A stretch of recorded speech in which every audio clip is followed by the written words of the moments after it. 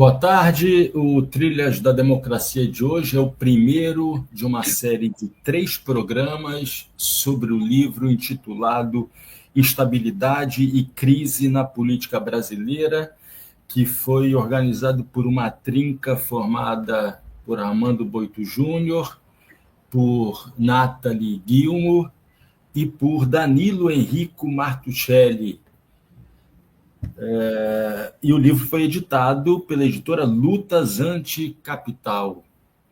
No dia de hoje, nessa primeira edição dessas 3 edições sobre o livro, nós contamos aqui com 2 dos organizadores, 2 dos autores de 2 capítulos do livro, a doutora em Ciência Política pela Unicamp e pós-doutora em Economia Política Mundial pela Universidade Federal do ABC, Nathalie Guilmo. Seja muito bem-vinda, Nathalie. É um prazer recebê-la aqui no Trilhas da Democracia pela primeira vez. Muito obrigada, fiquei muito feliz com o convite, é uma honra estar aqui. E o professor Armando Boito Júnior, que já participou do Trilhas da Democracia há poucos dias, na verdade, né? Que é professor titular sênior de Ciência Política da Universidade Estadual de Campinas. Boito, seja muito bem-vindo. Mais uma vez, é um grande prazer recebê-lo aqui no Trilhas da Democracia. Obrigado, Marco. É um prazer estar aqui com você, com a Nathalie, e poder falar àqueles que estão nos acompanhando sobre esse livro que nós acabamos de lançar, né? Instabilidade e crise na política brasileira. Eis a capa, Instabilidade e crise na política brasileira, o nome dos 3 organizadores, o nome de todos os autores e, acima, o nome da editora, Lutas Anticapital. Boito, Nathalie, eu faria uma primeira pergunta, uma primeira solicitação a vocês, que apresentassem, na verdade, o grupo, que é um grupo orgânico, responsável pela publicação não apenas desse volume, mas de outros volumes, ou seja, a provar que esse livro não é um caso excepcional, né, de um grupo que se reuniu para publicar algo específico, mas, na verdade, é o resultado de todo um trabalho de investigação que tem afinidades políticas, afinidades teóricas. Então, eu te pediria, eu acho que Boito primeiro e depois Nathalie poderiam dizer o que é a Rede Pulanças Brasil, não é? Como é que ela se formou, quais são as formas de acessar os trabalhos que são publicados por autores, seja de maneira individual, seja de maneira coletiva. Por favor, Boito. Eu vou falar sobre como se constituiu o grupo de pesquisa que originou a Rede Pulanças, e se a Nathalie estiver de acordo, ela poderia dizer algo depois sobre a rede. Tudo bem? O grupo ele se formou no ano de 1999, começou a formação do grupo. Eu tinha feito uma tese de livre docência intitulada Política Neoliberal e Sindicalismo no Brasil, e tinha no programa de pós-graduação em Ciência Política da Unicamp um grupo de estudantes, né? Danilo Henrico Martuchelli, Andréa Galvão, Patrícia Trópia, Claudinei Coletti e outros, muito animados para pesquisar esse tema. O meu tema era a relação do neoliberalismo com o movimento sindical, e eles queriam pesquisar a relação do neoliberalismo com outros segmentos, classes sociais, né? E começamos a nos reunir. Registramos o grupo de pesquisa no CNPq, ele está registrado e ativo desde 1999, e em 2002 publicamos pela primeira vez um livro coletivo que se intitulava Neoliberalismo e Lutas Sociais no Brasil. Foi um trabalho que nos animou muito, e de lá para cá o grupo foi se mantendo, novos pesquisadores e pesquisadoras foram se juntando ao grupo, e nós mantivemos, assim, digamos assim, um núcleo base inicial, tem uma segunda, uma terceira geração, não é? E ele cresceu. Cresceu, nós fizemos vários projetos coletivos, né? Um projeto temático financiado pela FAPESP, que também redundou num livro coletivo, Política e Classes Sociais, no Brasil dos anos 2000, era o título desse livro. Fizemos um outro projeto coletivo, em associação com a França, colegas da Université de Lyon e da École Normale de Lyon também, sobre o neoliberalismo no Brasil e na França, as lutas sociais nos dois países, que redundou também num outro livro editado pela Alameda, o Brasil e a França no capitalismo neoliberal, não é? Então, a gente vem nessa atividade conjunta e coletiva de pesquisa há mais de 20 anos, né? Nós iniciamos a pesquisa num momento em que se iniciava na área de ciências humanas essa prática de pesquisa coletiva, que já é uma coisa bem mais antiga na área de ciências duras, né?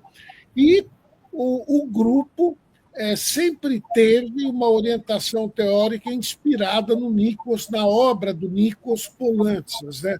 Ele é a teoria política marxista, digamos assim, na sua versão poulantsiana. Nós usamos também o Antônio Gramsci. No último projeto que acabamos de montar, nós recorremos muito ao conceito de hegemonia do Gramsci, não é? Pretendemos fazer pesquisa empírica com survey sobre a questão da hegemonia ideológica. Usamos também o Lenin, usamos muitos autores, mas o Poulantzas é uma referência central. Alguns colegas da Unicamp, dentre os quais eu me incluo, foram alunos do Nikos Poulantzas na década de 70 na França, né? E nós trouxemos essa formação que tivemos lá para a Unicamp. Mas eu acho que sobre a rede Poulantzas, como eu sugeri, a Nathalie poderia dizer uma palavrinha. Né? Por favor, Nathalie. Bom, dizer que eu sou um pouco calor aí nesse grupo de 20 anos. Entrei, acho que é quase 10 anos, não chega tanto, mas quando fui fazer meu doutorado na Unicamp, que tive o prazer de ser orientada pelo Armando Boito, e nos últimos anos a gente começou a organizar, através de um projeto do CNPq, um site para abarcar nossas pesquisas, nossa produção. Acho que era mais do que necessário dar visibilidade para essa produção que a gente tem realizado com diversos pesquisadores. O site hoje, a gente reúne 20 pesquisadores do grupo, doutores, mas também jovens pesquisadores que estão no doutorado ou no mestrado, que também conseguem ali colocar suas produções. Mas temos esses 20 pesquisadores principais que estão ali no site apresentando os textos, e a gente consegue divulgar com maior facilidade essa rede que se constitui, a Rede Poulantzas Brasil. Eu acho que a gente conseguiu avançar em construir durante nesse processo se constituiu a Escola Poulantsiana de Campinas, que temos artigos que vão contar um pouco, inclusive, dessa história, que tem essa inspiração na obra do Nikos Poulantzas, que vai utilizar especialmente para análise sobre classes e fracionamento de classes. Eu acho que esse é um dos motes principais que o nosso grupo tem de coesão, apesar de ter pesquisadores do Brasil e também uma rede internacional, de ter essa observação para analisar as classes sociais com uma lupa um pouco maior, com foco maior, para entender as contradições que existem entre elas e complexificar a análise para, inclusive, poder entender como é que a gente consegue construir estratégias, construir táticas diante dessa realidade.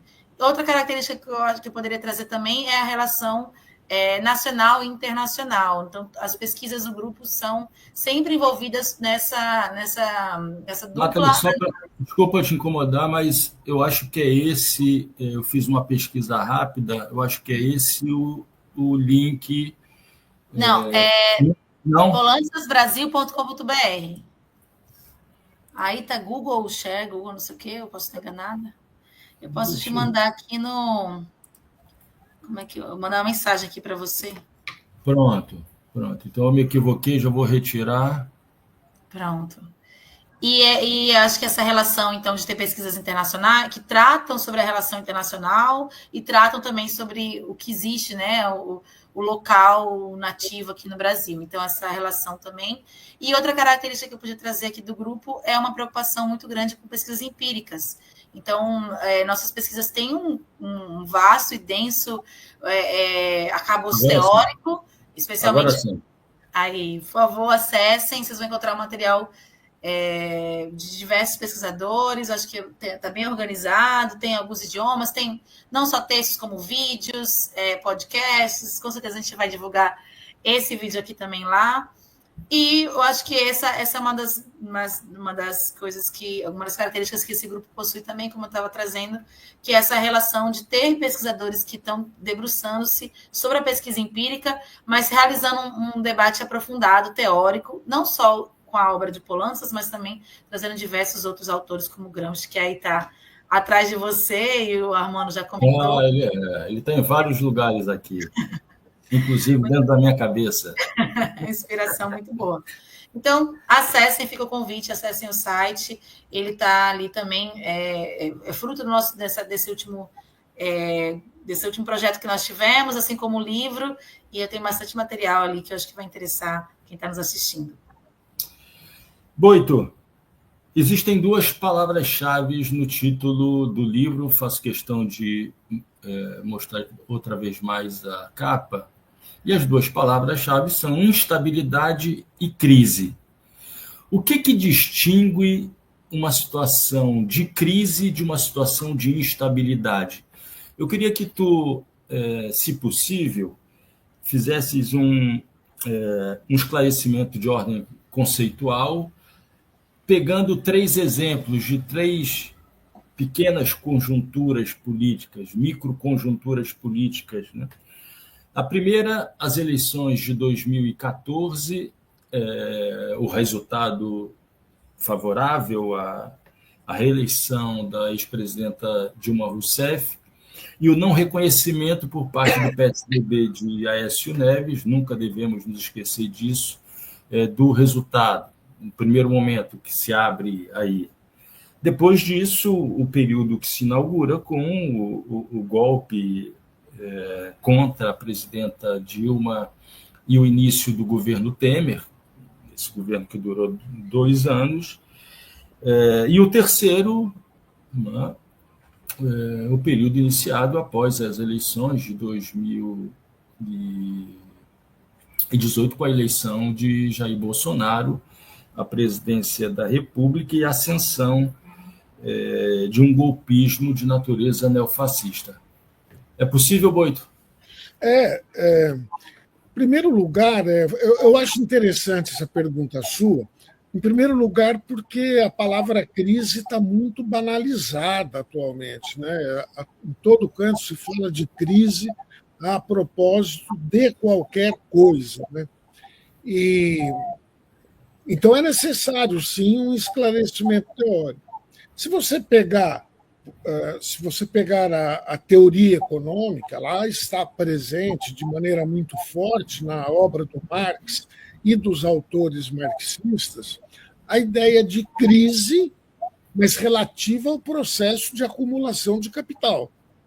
Então, uma crise é uma crise no processo de acumulação de capital. Você pode ter diferentes tipos de causas para a crise no processo de acumulação de capital. Outra coisa diferente é a crise no processo político, que pode vir associado, e muitas vezes vem associada, a uma crise econômica, mas que é algo diferente da crise econômica.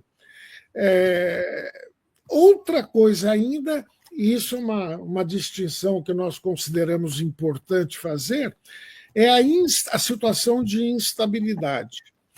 Então, entrando diretamente no tema, né, a instabilidade é algo aquém da crise. Né? A instabilidade é quando um governo, um regime político, bem mais raramente um Estado, encontram dificuldades para se reproduzir. Isso é uma situação de instabilidade. A situação de crise é quando há essa dificuldade de um governo, de um regime político ou de um Estado se reproduzir, você tem também uma força social que se coloca o objetivo de depor aquele governo, eliminar aquele regime, destruir aquele Estado, e sendo que essa força tem, de fato, representação, poder para eventualmente alcançar esse objetivo. Né? Se um pequeno grupo declarar como objetivo destruir a democracia ou o Estado capitalista ou depor um governo, mas for um grupo pequeno, de baixíssimo impacto na política nacional, esse pequeno grupo não tem poder de criar uma crise política. Né? Então, a crise e a instabilidade política podem se referir, sempre se referem à questão do poder político, né? Mas pode ser relativa a um governo, a um regime político. A crise do Estado é mais rara, é uma situação revolucionária. A gente pode dizer que o Estado absolutista francês entrou em crise em 1789, não é? Porque tem uma Assembleia Nacional que proclamou que não vai se organizar seguindo as ordens estamentais. Bom, isso está questionado o princípio básico de organização do Estado absolutista francês. E quem questionou esse princípio está forte, está organizado numa Assembleia Nacional. É uma crise do Estado e é uma crise revolucionária que levou a uma revolução burguesa. Em 1917, na Rússia, 1949, na China, você tem, seja um exército popular, sejam conselhos operários, disputando a soberania no mesmo território. Você tem uma situação de dualidade de poder, dualidade de tipos distintos, mas ambas situações de dualidade de poder. O Estado czarista e o Estado dependente, colonial, chinês, estão em crise. Quer dizer que eles poderão ser substituídos por uma força organizada com capacidade de substituí-lo. Né? Boito, aproveitar que tocou o telefone aí, Boito, você fez alusão a 2 episódios de crise do Estado capitalista, né? Seja esse, na maioria das vezes, nos exemplos, países, digamos, que não faziam parte da cadeia mais sólida da estrutura capitalista, do capitalismo central desenvolvido. Né?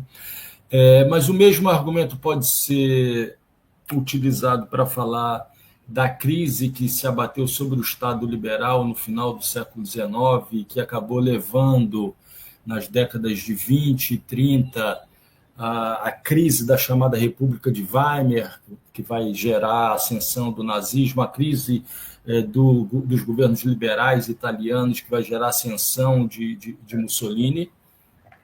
Não, eu acho que aí não há crise do Estado alguma, nem na Itália de Giolitti, nem na Alemanha da República de Weimar. O que há aí é justamente essa questão. O que nós temos aí é uma crise do regime político democrático, de uma forma de Estado que é a democracia. Porque nem o fascismo na Itália, nem o nazismo na Alemanha se propunham a destruir o Estado e colocar um novo tipo de organização social no local. Repito, crise do Estado é quando há... É o meu entendimento, entendeu, Marco? Crise do Estado é quando há uma crise revolucionária. Não é o caso nem do fascismo, nem do nazismo. Eles estão lutando contra a democracia. Nesse caso, você tem uma crise da democracia liberal burguesa, a crise de uma forma de Estado ou de um regime político, como preferir. É esta organização política, é este regime político que está em crise. Estava em crise e foi suprimido com a instauração de uma ditadura fascista na Itália e na Alemanha de Hitler, né? Então, a gente vai ter ocasião, espero, você que passou a ser convidado fixo do Trilhar da Democracia Conjuntura para tratar desse assunto. A gente pode voltar para o Brasil? Tome isso como uma provocação para o futuro. Né? Tá bom, mas você que lançou a questão do Lógico, é lógico. Mas é porque a gente não vai conseguir aprofundar agora aqui. Eu acho que uma dica que pode ficar para quem está nos escutando é o artigo que o Armando Boito produziu, O Caminho Brasileiro para o Fascismo. É um artigo muito interessante. Não apenas o nosso livro, que tem ali um foco no Brasil, mas o debate teórico, a diferenciação entre tipos de crises, inclusive da crise revolucionária. Eu acho que é um tema muito interessante. Eu entendo sua pergunta também. Ele se encontra no site da Rede Pulança? Não? Isso, disponível? Está ali, está no site. Mais uma razão para que se acesse o link. Por favor. O título Caminho Brasileiro para o Fascismo, o Marco deve ter percebido prontamente, é uma citação do texto do Togliatti, né? Do título do texto do Togliatti, né? O Caminho Italiano para o Socialismo. Exato. Mas voltando aqui, no caso nas micro, como você disse, né, Marco? As microconjunturas que você citou, em 2015, 2016, nós temos uma crise do quê? Do Estado, da democracia? Não, nós temos uma crise do governo Dilma. O movimento existente era para depor o governo e esse movimento era suficientemente forte, tanto é que logrou depô-lo. Nós não podemos falar numa crise da democracia, até porque essa força que interveio naquela conjuntura interveio com o objetivo de depor a Dilma e voltar digamos assim, a normalidade democrática. Agora, ao fazerem isso, eles questionaram um princípio fundamental da democracia liberal burguesa, que é o processo eleitoral. Aí a coisa foi além do que eles esperavam. A primeira força política a questionar as eleições no Brasil não foi o bolsonarismo. Eles levaram isso mais longe, mas foi o PSDB e particularmente o Aécio Neves. PSDB e particularmente o Aécio Neves, além do José Serra, né? O Alckmin tinha uma posição mais moderada de esperar a próxima eleição, depois ele acabou embarcando na posição do partido, mas ele era contra, inicialmente, a proposta do impeachment. O Alckmin era contra a proposta do impeachment. Muito bem, então você tem aí uma situação, Marco, nessa minha conceitualização, em que você tem uma crise do governo, e uma situação de instabilidade da democracia. Por que instabilidade? Não há nenhuma força organizada pretendendo acabar com a democracia liberal burguesa no Brasil em 2015, 2016. Mas, independentemente do que essas forças atuantes estão almejando, a prática efetiva deles está criando instabilidade para o regime democrático. Eles estão colocando em questão o principal... talvez o principal elemento, né, deste tipo de regime, que é o processo eleitoral. Né? Em 2017, você tem uma nova crise política, né, que foi a crise do governo Temer. O Temer esteve a pique. Aí tem que discutir se era uma situação de instabilidade ou de crise. Mas o fato é que o Temer esteve a pique de renunciar, né? Segundos depois, por causa quando foi descoberta a transação dele com o pessoal encarcerado na Operação Lava Jato, né? De modo ao pagamento de propina a este pessoal para que eles não entregassem o Temer. O proprietário da Friboi gravou o diálogo dele próprio, o Wesley, né, com o Temer, onde isso aparecia claramente. A grande expectativa era que o Temer renunciasse, ele não renunciou. Essa foi uma situação de. Eu hesito como qualificar, eu acho que mais o melhor, o mais adequado é falar em instabilidade, porque o movimento democrático e popular, apesar da palavra de ordem lançada na época, fora Temer, não demonstrou força suficiente e não perseguiu de modo consequente esse objetivo. Compara com as grandes manifestações na Avenida Paulista, Farol da Barra, Avenida Atlântida, etc., na época da Dilma. As grandes manifestações de classe média, principalmente a classe média abastada, pelo impeachment da Dilma. O Fora Temer esteve muito longe disso, né? Praticamente não houve manifestação de massa pedindo a deposição do Temer. Nem o PT chegou, cogitou, de fato, organizou esse tipo de manifestação. Então, talvez o mais correto seja falar numa situação de instabilidade do governo Temer. E a outra conjuntura, que é a conjuntura do governo Bolsonaro, principalmente no final do governo, quando ele viu que poderia perder a eleição, então 22, 23, né, até janeiro de 2023, aí o que nós temos é uma crise da própria democracia. É uma crise da própria democracia, porque o que o Bolsonaro está pretendendo, junto com parte da cúpula militar, e buscando apoio nos proprietários de terra e na alta classe média que estão mobilizados, o que ele está pretendendo é invalidar a eleição, decretar um regime, intervir no Tribunal Superior Eleitoral e, dizia ele, realizar uma nova eleição. Ora, quem anula a eleição prometendo uma nova, a gente sabe que muitas ditaduras começaram dessa maneira. Então, aquela mobilização logo após o processo eleitoral de ocupação, trancamento de estradas, ocupação das praças de frente aos quartéis, não é? E depois a ação em Brasília, no mês de dezembro, o dia que o Lula tomaria posse, e finalmente o 8 de janeiro, que foi aquela intentona golpista, algo aventureiro, muito mal organizado, mas cujo objetivo era claro. Então, aí você teve mesmo uma crise da democracia, né? Então, você tinha uma força organizada, suficientemente representativa e poderosa, se colocando o objetivo de liquidar a democracia no Brasil. Isso é a característica fundamental da crise de 2022, 2023, no meu modo de ver. Nathalie, você escreveu um capítulo, além de organizadora do livro, você escreveu um capítulo que expressa muito do que foi a tua tese de doutoramento, que foi orientada pelo professor Armando Boito Júnior.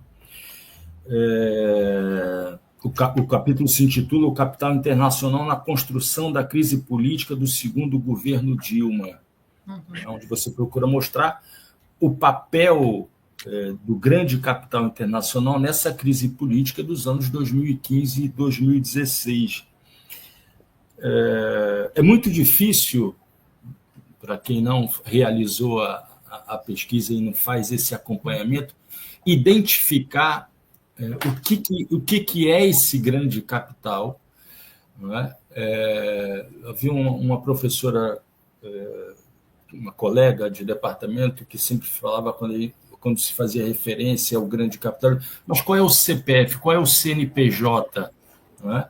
É possível, para o nosso público, para a nossa audiência, identificar o que foi esse grande capital que fez, que pavimentou, não é, essa crise do segundo governo Dilma, que vai acabar levando à sua deposição? Por favor. Bom, obrigada pela pergunta. Bom, o desenvolvimento da minha tese foi justamente para tentar responder essa pergunta. um Globo Repórter do capital internacional. O que comem, o que fazem, como sobrevivem. A gente fala muito do capital internacional, de fato, como você comentou, mas pouco se compreende o que, de fato, como se materializa esse capital internacional. Então, a preocupação da tese foi justamente tentar contribuir com a análise e a caracterização desse capital internacional, tanto no âmbito econômico, mas também político. Como atua politicamente? Justamente dialogando com a obra de Polantzas, que fala sobre fracionamento de classe, que analisa as frações internas, né, de uma formação social, mas que pouco conseguiu desenvolver teoricamente, inclusive, sobre esse capital imperialista, como ele chama, o capital estadunidense. Ele faltava também análise, um desenvolvimento teórico ali para ele apresenta, mas não desenvolve tanto quanto as outras frações, e faltava para a nossa análise mais coletiva, eu acho, da ciência política, mas também do nosso grupo de pesquisa, destrinchar melhor essa caracterização desse setor.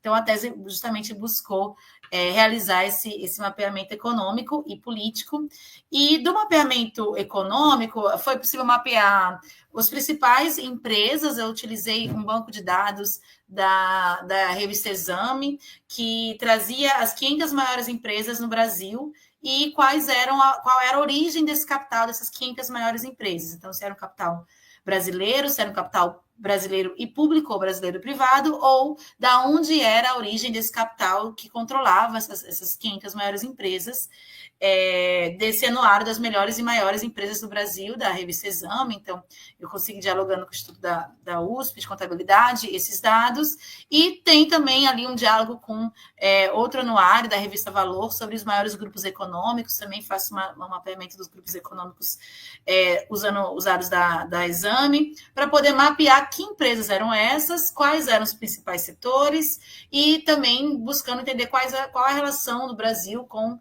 principais países que estão aqui no nosso país com empresas, né? Então, tentando entender, justamente fazer esse recorte de empresas, conglomerados, como é que se materializa.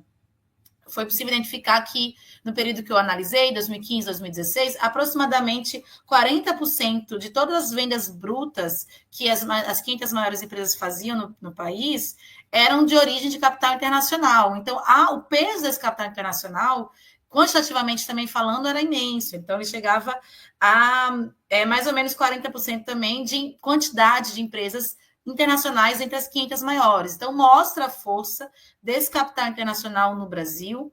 E aí fui destrinchar também como é a relação de importação e exportação, que agora está na boca do povo, mas é uma coisa importante também para poder compreender essa relação do Brasil com esse capital internacional, e como vinha também esse capital internacional investido de forma rentista, né? Investimento em carteira, investimentos internacionais.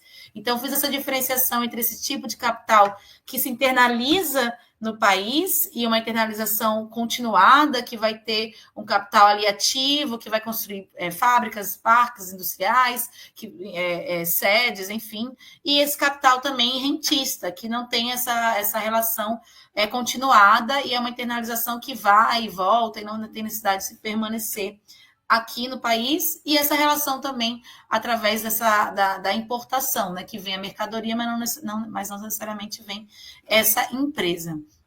Então, obviamente, a relação com os Estados Unidos se demonstrou, né, como hegemônica no país. Então tinha uma força ainda, né, existe, mas naquele período muito maior do capital internacional norte-americano no país, mas também empresas como Carrefour, como Santander, aparecem com grande destaque como capital internacional. Então, empresas europeias também demonstram ali um destaque na nossa relação. Foi possível ver como o capital internacional, na década de 90, tinha uma força muito grande no automobilismo, na produção de automóveis, nesse setor específico, e foi mudando um pouco esse caráter, chegando com Walmart, com empresas que estavam muito mais veiculadas a vendas, né, de mercadorias, e não necessariamente com a produção tão forte industrial. Então, esse caráter foi mudando, a força, né, do capital internacional aqui no país foi mudando. Foi possível ver também muito tranquilamente, como a China foi crescendo,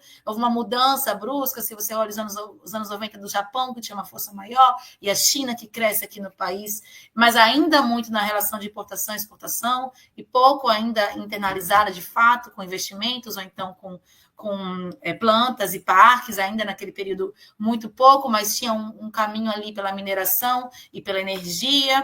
Então, foi possível ver também a força que as empresas nacionais públicas tinham no país como um dos principais setores. Então, se tinha 40% das vendas brutas de empresas internacionais, aproximadamente 20% eram de capital público e 38% de capital privado nacional. Então, o capital público era também um grande filão para esse capital internacional crescer aqui. Então, também vou analisar um pouco essa estratégia de crescimento desse capital internacional que encontra nas privatizações, nos leilões, uma forma também de adentrar aqui no nosso país. Então, quem quiser depois saber melhor, esse CNPJ está bem detalhado das empresas internacionais que estão aqui no país, enfim, essa caracterização está ali na tese. E além desse processo de analisar como ela se caracteriza economicamente, quais são os principais setores, países, eu vou analisar politicamente como ela age. Então, pronto, era essa a pergunta que eu ia te fazer. Essas empresas deixaram rastros? É possível localizar as pegadas que foram deixadas na trama golpista que acabou resultando na deposição, no impeachment da presidenta Dilma?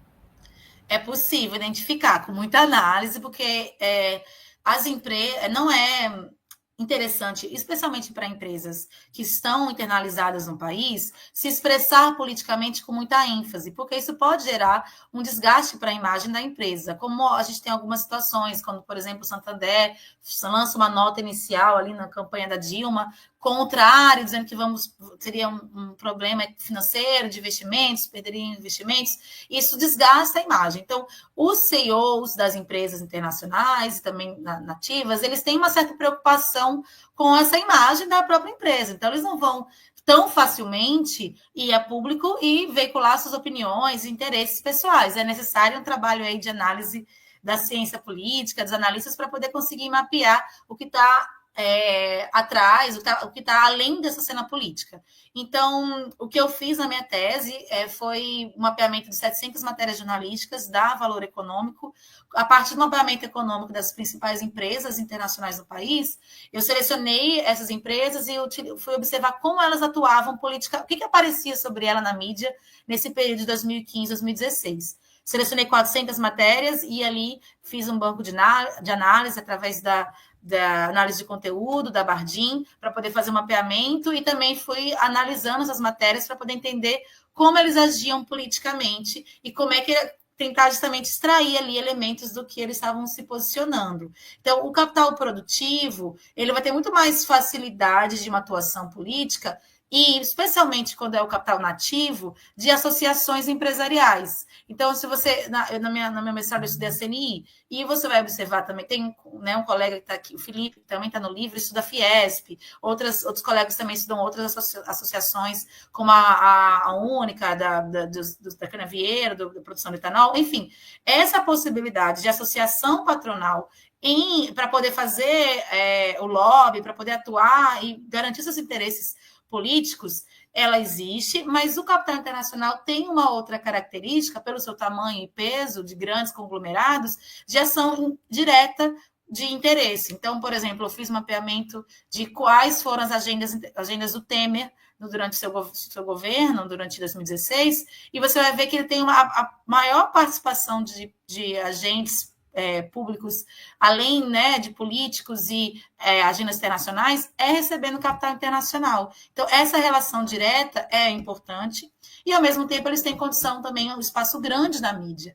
E aí eles vão fazer, dependendo do seu setor, algum tipo de chantagem, ou mudamos a política internacional e aí eu não vou retirar minha fábrica, isso não vai gerar desemprego, isso é muito comum no setor produtivo, mas eu fui descobrindo que existia um modelo novo, a minha tese vai vai supor, seria necessário um aprofundamento maior, mas supor que é algo que aconteceu nesse último período, desse fortalecimento da ideologia de mercado, dessa ideologia, desse capital internacional rentista, que consegue pressionar para conseguir seus interesses através dessa troca de se, por um acaso, não seguir a política econômica neoliberal, né, ortodoxa que estava sendo colocada e pressionado ali, especialmente depois e aí nessa instabilidade, o capital internacional estava com um processo de fé do Joaquim Levy no governo Dilma, inicialmente, mas apenas quando eles passam a não crer mais nessa possibilidade de Joaquim Levy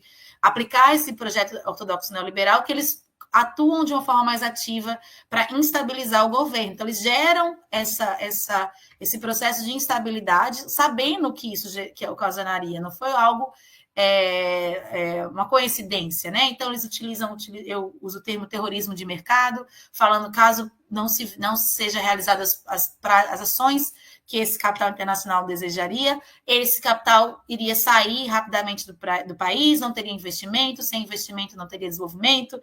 Então, utiliza esse termo, que é a fada da confiança, porque se o país realizar uma política econômica ortodoxa, neoliberal, de austeridade, o investidor internacional viria ao Brasil a partir dessa confiança que seria feita a partir de uma política austera. Da mesma forma, esse culto ao investidor internacional. Então, não se pensa em investidor, como eu falei, o peso das empresas públicas, não se pensa no Estado brasileiro para investir, não se pensa no capital nativo para investir, é sempre o capital internacional que vai salvar a economia com seus investimentos. E, por fim, na caracterização dessa ideologia de mercado, uma neutralidade, um tecnicismo. Então, não é uma opinião, um interesse político que eles estão apresentando ali. O capital internacional rentista, ele vai conseguir, e o capital rentista como um todo, ele vai conseguir expressar os seus interesses políticos como algo acima da política, como algo neutro e técnico, que é um grande perigo, porque o capital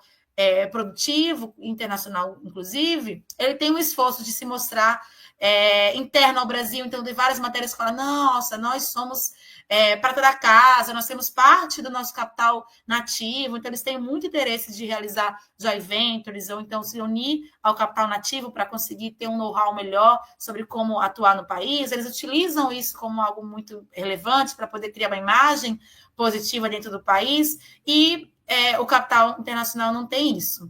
E eles, né, nesse processo, eu acho que eles atuaram ativamente para mostrar um pouco do que eles conseguiram ou não realizar na tese, e também uma parte apresento ali nesse capítulo, sobre a abertura, né, das principais interesses que eles tinham, era essa questão de taxa de câmbio elevada, a taxa de juros elevada, o controle da inflação, a precarização trabalhista que ocorreu, né, a reforma trabalhista, e a ampliação da taxa de desempregados, a realização do ajuste fiscal, mas com a redução de impostos, a reforma tributária, estabilidade da dívida pública e a austeridade, que veio também nesse debate da reforma da Previdência, que aconteceu durante o governo Temer, essa abertura maior do sistema financeiro brasileiro, uma coisa que aparecia muito era a diminuição da burocracia, da fiscalização, da regulamentação, especialmente sobre questões ambientais e novas tecnologias. Esse é um debate que aparece já em 2015, 2016, e a gente foi vendo no governo Bolsonaro até hoje como isso segue em disputa. Outro elemento é o aumento da segurança jurídica e estabilidade. Só que essa estabilidade não era preocupante durante o processo de construção de uma instabilidade para se conquistar os objetivos políticos e econômicos durante o governo Dilma, que ocasionou aí no golpe. E, por fim, outros pontinhos, só para terminar aqui os 3 últimos pontos, a diminuição de barreiras e regulamentações protecionistas que aconteceu. Então, houve uma reforma do protecionismo brasileiro no governo de Temer, que foi gravíssima para o nosso desenvolvimento econômico, social. A facilitação de formação de monopólios, isso aparece muito fortemente, a preocupação de formação de monopólios para o capital internacional, e um controle maior das estatais dentro de uma visão de mercado. Então, essa fragilização das estatais também é algo que aparece bastante. Então, resumo aqui muito rápido, desculpe se eu falei muito. Não, é isso. Nathalie, eu, enquanto você falava, me veio à mente Mário Amato, presidente da Fiesp, em 1989, que afirmou que, se caso Lula vencesse as eleições, ele deixaria o país pararia de investir no Brasil. Pelo que você disse, esse trabalho foi feito, né? Quer dizer, eu imagino que nas várias matérias que você leu no exame Valor Econômico tenha aparecido isso, né? O tipo de chantagem que vai criando um sentimento, para além da elevação do dólar e diminuição dos valores na Bolsa de Valores. Isso vai criando um sentimento de que o país não vai bem, né? De que existem ameaças em curso. Não é? Mas não é o único elemento a caracterizar, digamos, essa presença do capital internacional, do grande capital internacional, na pavimentação do golpe. Boito, está fechado. Está sem áudio. Então... Posso dizer uma palavrinha sobre o que a Nathalie comentou? Sim, sim. A pergunta é tipo uma pergunta. Eu estou tomando seu lugar aqui, Marco, me desculpa. Por favor. Mas obrigado. Não, porque eu, evidentemente, li o trabalho dela e eu acho que tem uma parte muito interessante, se ela se dispuser, ela poderia falar sobre isso, que é a concentração e centralização muito grande, não é, Nathalie? Tem um banco que controla quase todos os investimentos. E isso de um lado, e de outro lado, uma coisa que é um outro ponto que é muito importante para o nosso programa de pesquisa, porque muitos dizem, não existe mais isso de fração burguesa, porque os grandes grupos investem em todos os setores da economia. Acabou o capital financeiro monopolista, grande capital monopolista, dominantemente financeiro, investe em todo canto, não tem mais fração e tal. E eu acho que a Nathalie tem descobertas, achados na pesquisa dela, muito interessantes sobre esses dois pontos. É isso que eu queria colocar para ela. Tudo bem, Marco?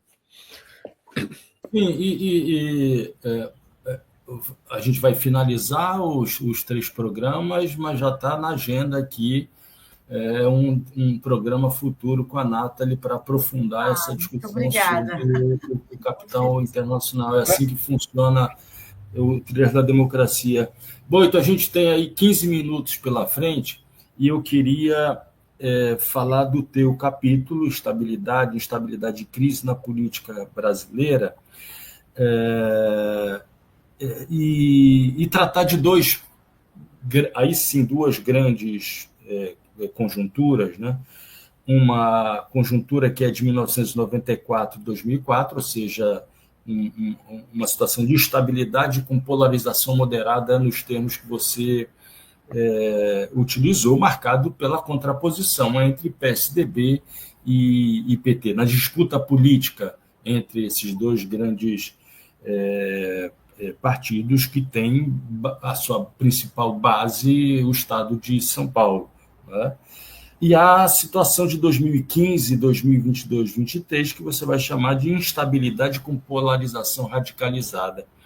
Pois eu queria que você compartilhasse com a nossa audiência como é que as classes e as frações de classe se posicionaram nesses dois períodos, nessas duas conjunturas distintas. Por favor. Olha, em todo esse período, vamos dizer, de 1994 a 2023, que é o período que nós cobrimos com o livro, eu entendo que o principal motor do processo político são os conflitos distributivos de classe e de frações de classe, principalmente no que diz respeito à classe dominante, né? A disputa entre as diferentes frações da classe dominante para se apropriar da mais-valia, o que depende diretamente da política econômica do Estado. Muito bem.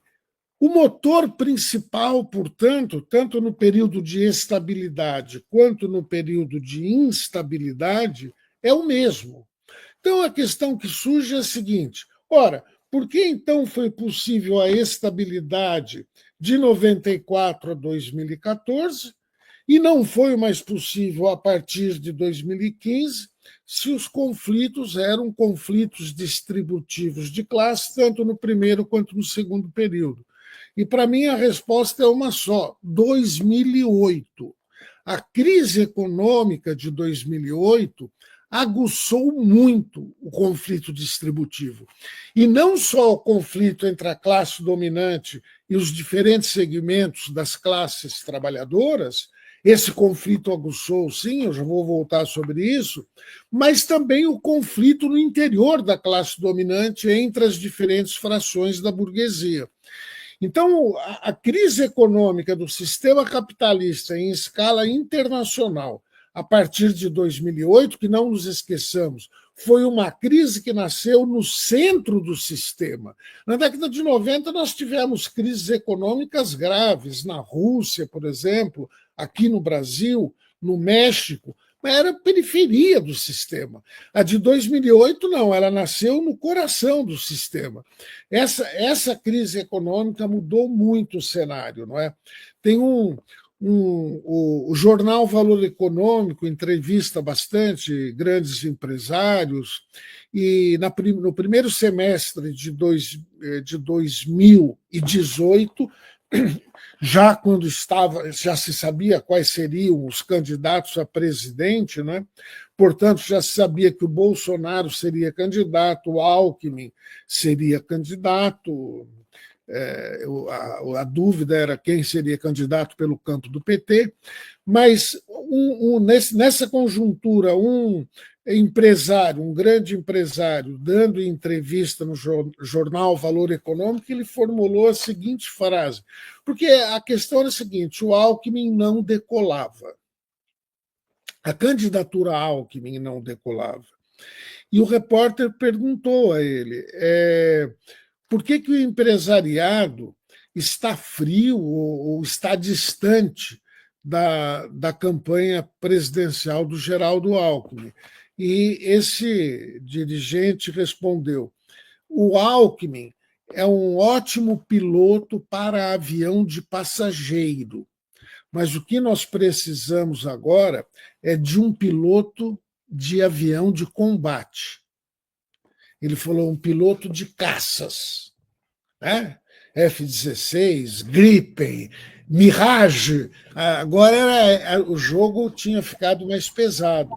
Não existe metáfora mais clara, mais explícita do que essa, mais óbvia do que essa. E tem consequência, porque o que eles fizeram após depor a ex-presidenta Dilma Rousseff? Com o Temer, eles emplacaram a reforma trabalhista, que foi uma derrota enorme para os trabalhadores, mutilou o direito do trabalho no Brasil. Eles aprovaram o teto de gasto, que congelou, que dificultou enormemente os investimentos sociais. Eles aprovaram, depois já agora no período Bolsonaro, a reforma da Previdência, a independência do Banco Central, que tornou o Banco Central um organismo, já era umbilicalmente ligado ao grande capital financeiro, mas a partir de sua independência se tornou um centro sob controle estrito do capital financeiro e fora do alcance do voto popular, porque é uma característica da democracia liberal burguesa no período neoliberal esvaziar, reduzir muito o impacto do voto popular sobre o processo decisório, né?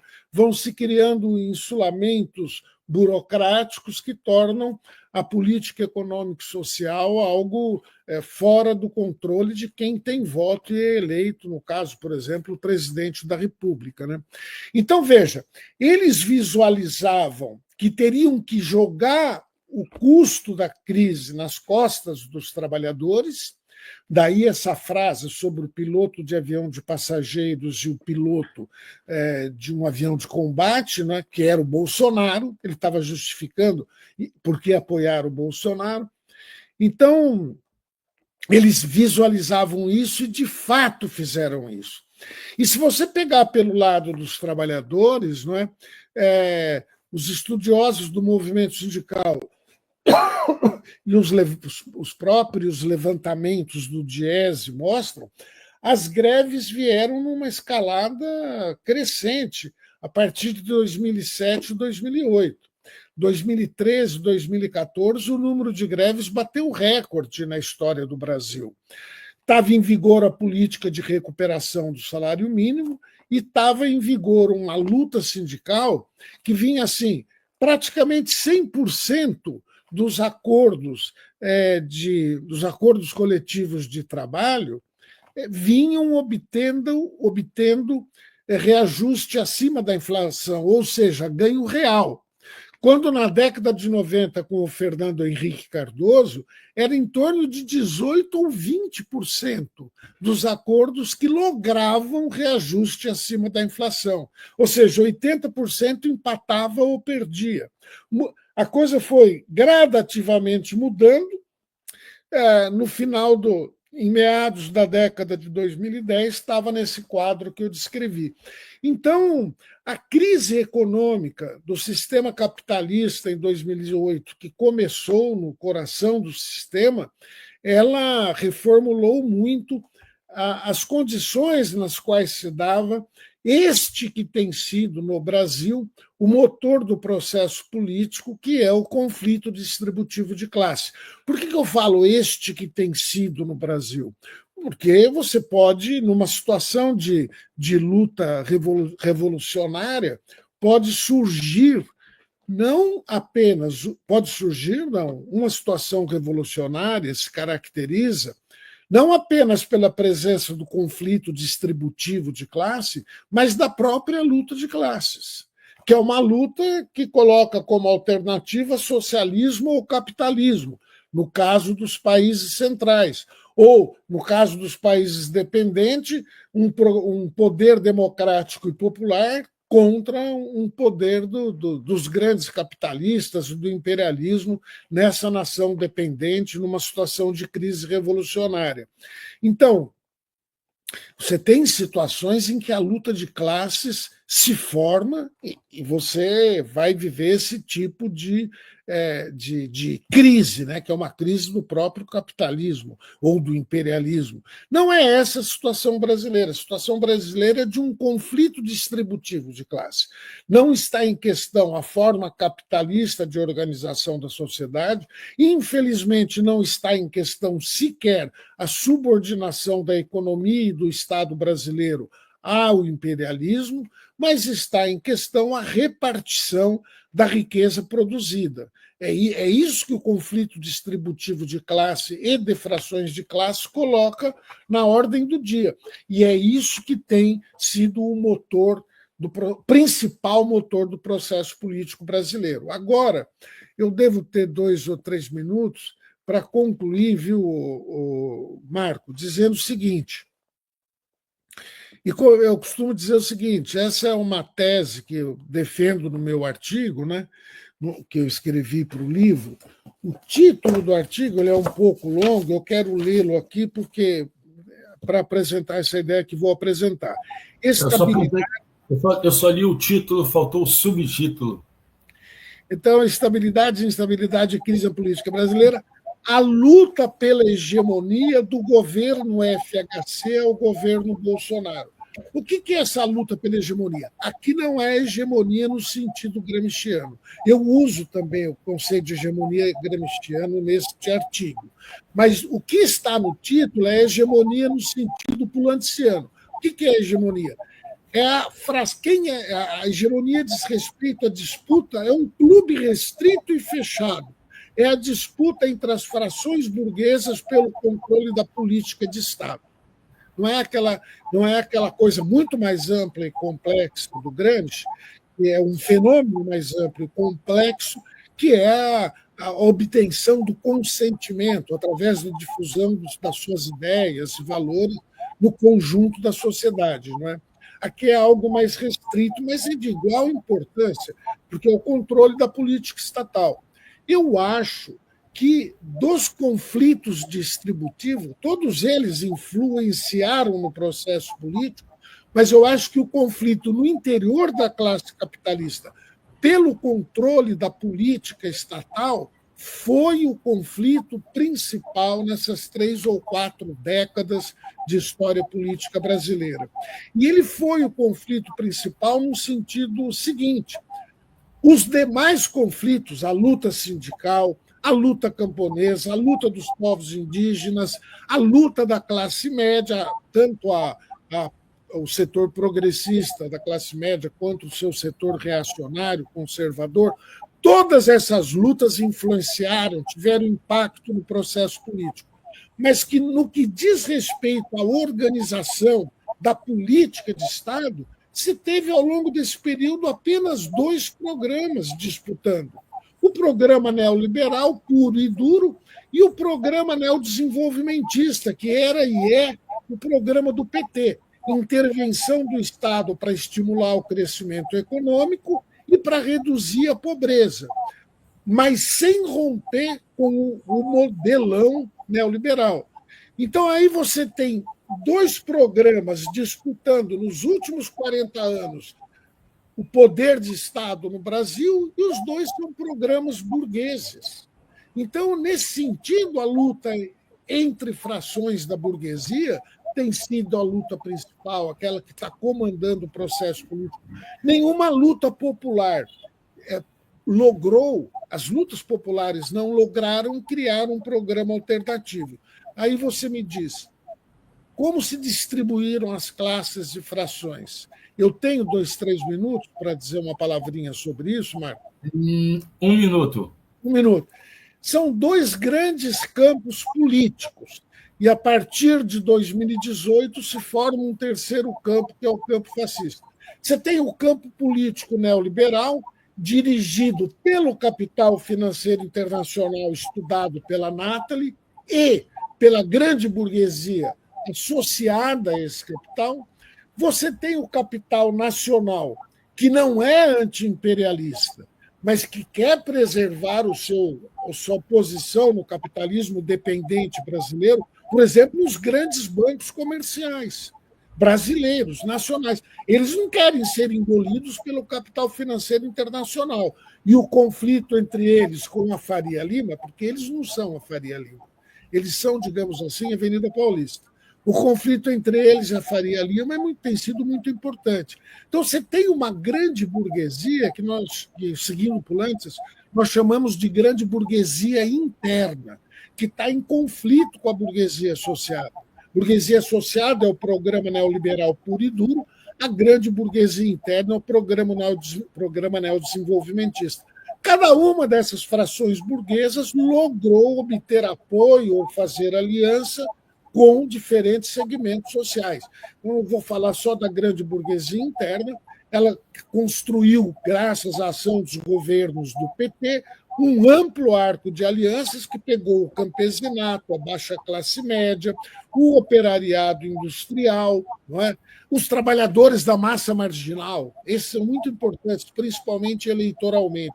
Então, você cria um campo político complexo, diversificado, que, numa situação de crise, inclusive, pode sofrer deserções. Parte da grande burguesia interna desertou do governo Dilma na crise do impeachment. Os bancos não, os bancos foram quase que até o fim, os grandes bancos comerciais nacionais, quase até o fim defendendo o governo Dilma contra o impeachment. E a complexidade semelhante está no campo político neoliberal e no terceiro campo que veio a se formar em torno do movimento fascista. Sobre esse campo que se formou... Sobre esse campo, no dia 7 de setembro, no próximo domingo, nós teremos o segundo programa da série sobre o livro, aqui de novo, Estabilidade e Crise Política Brasileira, exatamente com o título Neofascismo Urbano e Rural, onde nós receberemos 3 outros autores do livro, Sávio Cavalcante, Luana Forlini e Arthur Salomão.